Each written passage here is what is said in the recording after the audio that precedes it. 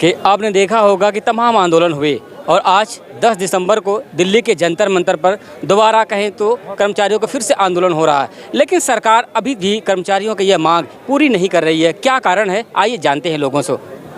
नमस्कार, मैं Sanjeev Verma, IGNOU staff association का अध्यक्ष का दायित्व है मेरे पास और ये मेरी पूरी टीम मेरे साथ है।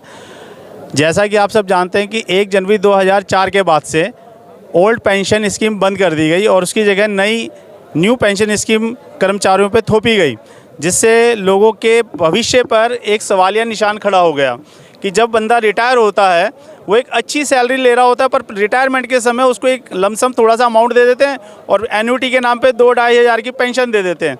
जबकि पुरानी पेंशन में क्या है कि जब बंदा रिटायर होता है उसका लास्ट बेसिक का 50% प्लस डीए दिया जाता है, ताकि वो अपना जो जीवन उसकी वो है जीवन वो अच्छे से व्यतीत कर सके।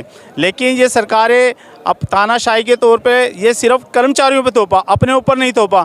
आज आप देखिए, चाहे वो सांसद हो, एमएलए हो, वो सारे पुरानी पेंशन ले रहे हैं। अगर वो इतनी अच्छी बताते हैं न्यू पेंशन को, तो वो क्यों नहीं ले लेते? एक तरफ वो रोना रोते हैं कि हमारे पास फंड नहीं है, अगर फंड नहीं है, और दूसरी तरफ कहते हैं कि हमारी अर्थव्यवस्था पूरे विश्व में 5वें नंबर पर आ गई। जब हमारी अर्थव्यवस्था बिल्कुल पीछे थी तब भी पेंशन मिल रही थी और आज 5वें नंबर पर आ गई। तो मैं तो हमारे माननीय प्रधानमंत्री श्री नरेंद्र मोदी जी से निवेदन करूंगा कि वो हर चीज़ की गारंटी दे रहे हैं, तो वो अपने इन प्यारे कर्मचारियों को पेंशन की गारंटी क्यों नहीं दे देते? जैसा कि कहा जा रहा है कि आपने कहा कि नेताओं को पुरानी पेंशन मिल रही है, अगर नेताओं की पुरानी पेंशन बंद की जाए तो क्या आप लोगों का आंदोलन बंद हो जाएगा?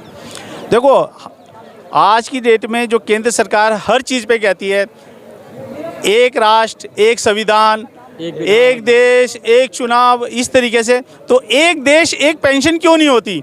ये इनमें भेदभाव नहीं होना चाहिए। आज ही केंद्र सरकार में कम से कम 60% एम्प्लॉई हैं, उनको पुरानी पेंशन मिल रही है, और जो नए रिक्रूटी हैं 2004 के बाद उनको न्यू पेंशन दी जा रही है। तो ये तो दोगला व्यवहार हो गया। क्या हम उनके सौतेले कर्मचारी यानी कि पुत्र की तरह व्यवहार क्यों किया जा रहा है हमारे साथ? जैसा कि आपने देखा कि कर्मचारियों में जो हाई क्लास कर्मचारी IAS PCS रैंक के हैं, उनकी तो पुरानी पेंशन बहाल है। खैर, आप लोगों के साथ ऐसा क्यों नहीं? यही तो हम कह रहे हैं कि यही तो चरित्र उनका बता रहा है कि कितना दोगला है।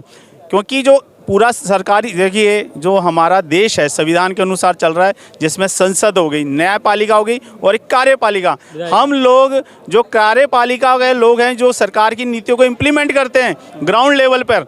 जब तक सरकार हमें मजबूत नहीं करेगी तो सरकारी नीतियाँ कहाँ तक वो इम्प्लीमेंट करवा पाएंगी? तमाम बातें हो रही हैं, बहुत सी बातें हुई। पुरानी पेंशन के आंदोलन रामलीला मैदान भी हुआ और क्षेत्रीय जनपद भी हुआ और तहसील स्तर पे भी हुआ, लेकिन सरकार अभी पुरानी पेंशन पर किसी प्रकार का एक्शन नहीं दिखा रही। क्यों? नहीं, अभी सरकार थोड़ी हिली है। पीछे हमारे जो नेता डॉक्टर मंजीत पटेल को वित्त मंत्रालय ने भी बुलाया था और थोड़ा उस पर एक बैठक भी हुई। तो अभी हमें लग रहा है कि सरकार, आज जैसे हम लोगों ने रैली निकाली, हम तो केंद्र सरकार से निवेदन ही कर रहे हैं, भैया कि हमें पेंशन की गारंटी दे दीजिए।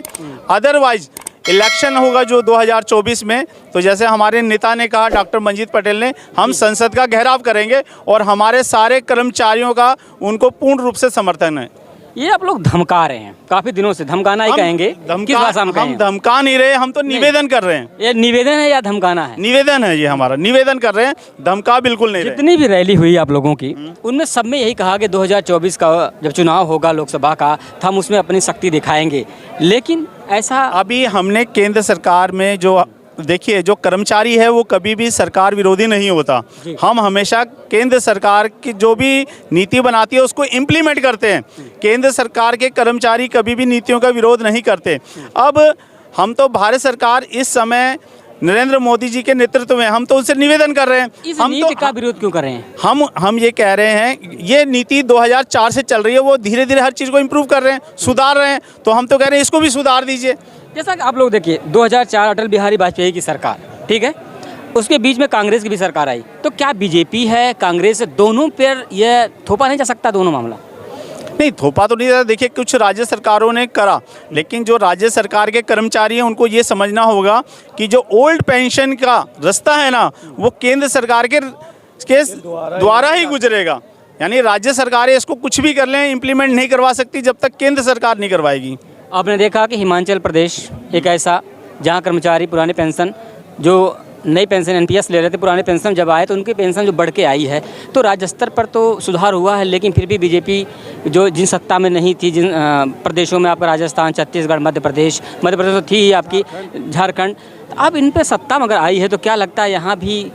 अब ये देखने की बात है, जैसे राजस्थान के अंदर ओल्ड पेंशन लागू कर दी गई थी गहलोत सरकार के द्वारा। अब हम देखेंगे कि जो बीजेपी की सरकार आई है उस पर वो क्या डिसीजन लेती है। जैसे लोग कह रहे हैं बीजेपी इसको लागू नहीं करना चाहती, मैं सिक्किम का एग्जांपल देना चाहूँगा कि जो सिक्किम के अंदर इस समय राज्य सरकार है वो बीजेपी समर्थित है और उन्होंने पुरानी पेंशन देने का वादा किया है। जी, यह वादा पूरा होगा? हमें विश्वास है, हमें आशा है, क्योंकि सबका साथ सबका विकास करना है तो सारे कर्मचारियों का भी विकास करना, और यह विकास निकलेगा हमारी पुरानी पेंशन को बहाल करने के लिए। सबका साथ सबका विकास करते हुए कितने दिन हो गए आप लोगों को? ये तो निरंतर चलता रहेगा जब तक जीवन है, विकास तो चलता रहेगा, विकास कभी रुकता नहीं। पर जो जो कमियां हो जाती है, सरकार से होती है या विभिन्न तरीके, तो उसको हम सुधारते हैं। और ये एक सुधार, सबका विकास में पुरानी पेंशन का जो विकास आप लोगों के लिए है, यह सरकार तक क्यों नहीं पहुंच रहा अभी तक? ये पहुंच भी गया, सरकार इम्प्लीमेंट क्यों नहीं पहुंच चुका है।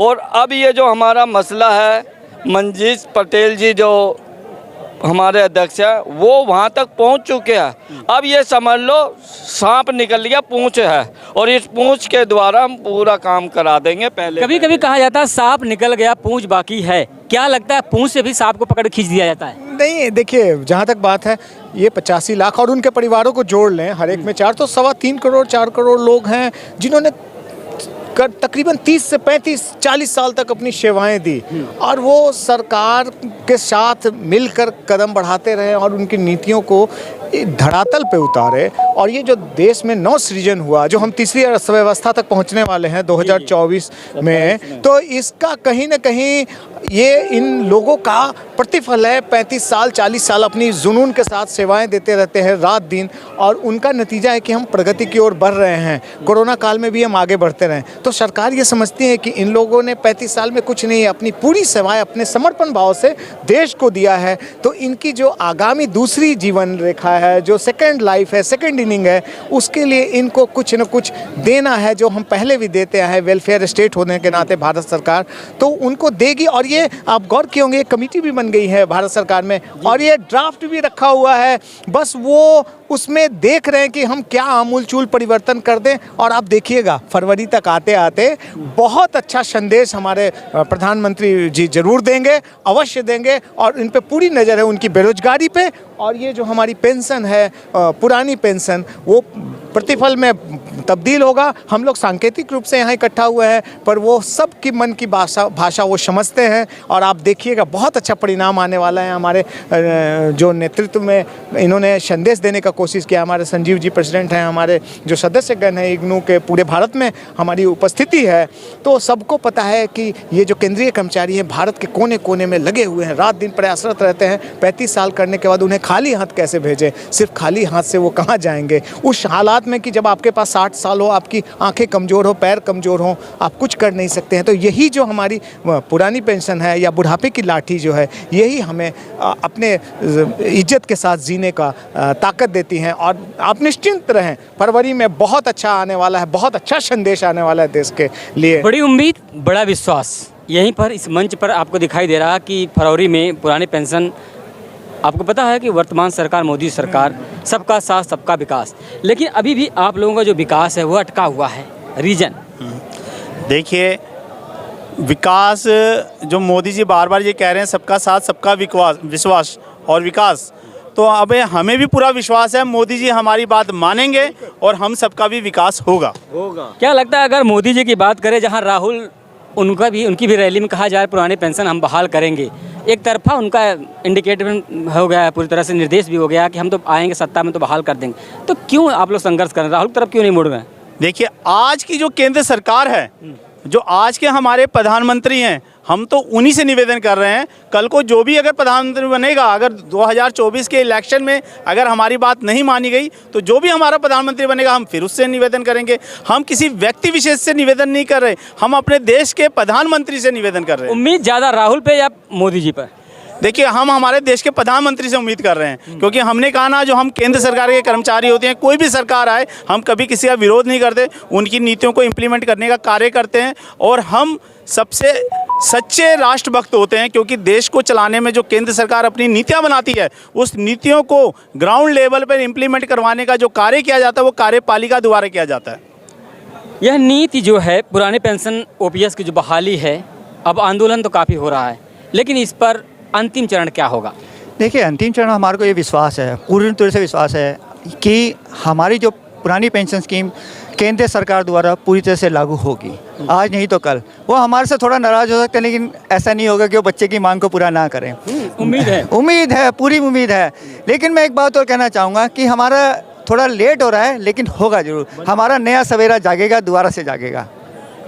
पुरानी पेंशन बहाली को लेकर के आप देख रहे हैं कि दिल्ली के जंतर मंतर पर कर्मचारियों का आंदोलन बहुत जारी रहता है, हमेशा जारी है। और यह मांगे सरकार से हमेशा जो कि हो रही हैं, लेकिन अभी भी सरकार की तरफ से कोई बड़ा दिशा निर्देश तो नहीं आया कहा जा सकता है। लेकिन कर्मचारियों के विश्वास है कि 2024 के चुनाव से पहले हमें कुछ न कुछ ऐसा उपहार मिलेगा केंद्र सरकार के द्वारा कि हम उससे खुश होंगे। लेकिन देखते हैं, यह आने वाला समय बताएगा क्या कर्मचारियों को 2024 से पहले मोदी सरकार उपहार देती है या नहीं। देखते रहिए भारत मंच, डी भारत खबर, राजेश यादव के साथ। जय हिंद, जय भारत।